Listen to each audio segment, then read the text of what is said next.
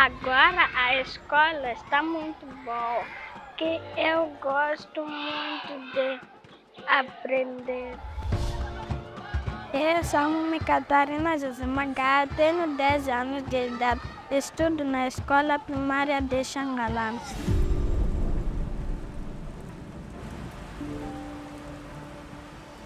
Quando chovia, nós sentávamos na sala de ver, vamos meter os livros nos plásticos e corremos para casa.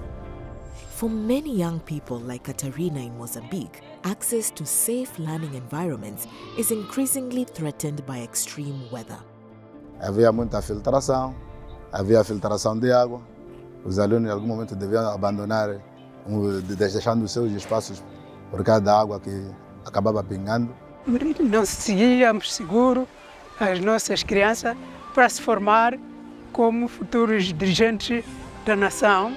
As threats from climate change rise, investments in safer, more resilient classrooms is giving children here the chance for a better future.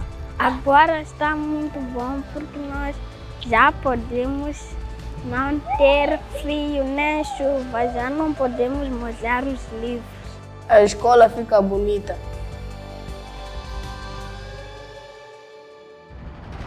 The Resilient Classroom Initiative, supported by the World Bank, has already helped rehabilitate or construct more than 700 classrooms in Mozambique so they can better withstand anything from fierce storms to cyclones and floods. And it's transferred the skills needed to keep the momentum going and make sustainable change.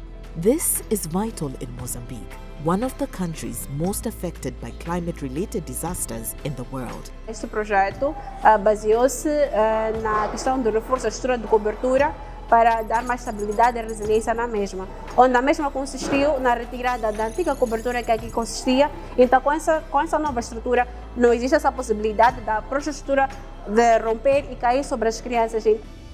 But in 2023, extreme weather hit the region once again. O ciclone Fred veio, não saiu nenhuma chapa, a escola não tem racha, sim, não fez nada a escola. Onde que nós viemos, não estávamos assim, mas por agora já temos essa sala. Eu estou feliz, eu, meus filhos e da comunidade, estamos felizes, sim. Now, more school children are set to benefit.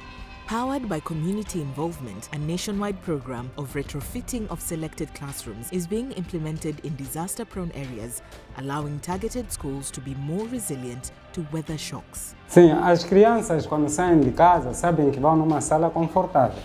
Vai lá, vai aprender, vai estudar, porque sente-se à vontade, porque as salas também são convidativas. Resilient classrooms are safeguarding investments in young people so that they can focus on realizing their potential. Eu, quando crescer, gostaria de ser professora porque gosto muito de aprender com os meus amigos. Para eu aprender, para quando eu crescer, ajudar a minha mãe.